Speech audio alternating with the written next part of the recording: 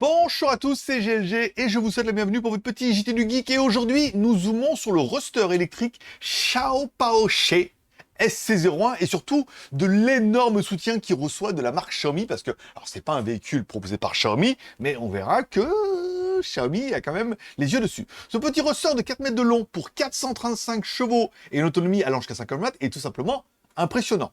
En plus, c'est vraiment la mode des petits rosters.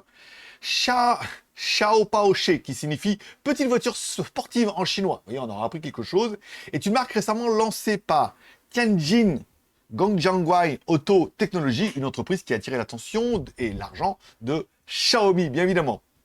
Avec le cofondateur de Xiaomi, Li Dengzheng, occupant un poste clé dans l'entreprise, il est clair que Xiaomi voit un énorme potentiel dans cette marque. La SC01, plus courte et plus basse que la BMW Z4, est dotée de deux moteurs électriques permettant une accélération de 0 à 100 en 3 secondes 9. Pas mal, mais au-delà de ces chiffres, c'est une promesse d'une voiture électrique sportive à prix abordable qui attire l'attention du groupe Xiaomi. Avec un prix estimé à moins de 300 000 yuan, soit environ 41 260 $ hors taxe, et encore une fois en Chine, elle pourrait très bien bousculer le marché dans les petites sportives pas chères, surtout si on sait, comme geek que vous êtes, qu'il y a un peu Xiaomi derrière. Voilà. Le PDG Feng Xiaotong a également partagé des photos de la voiture subissant des tests dans la région plus chaude de Chine, notamment de Turpan. Voilà.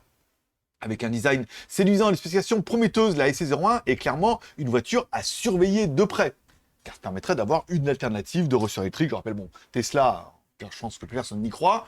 MG, on a vu qu'ils proposaient un véhicule. Là, on se dit, une autre marque supportée par Xiaomi, ça pourrait être bien. Voilà. Si vous aimez ce genre de news, vous les trouvez bien évidemment la news complète sur jtgeek.com.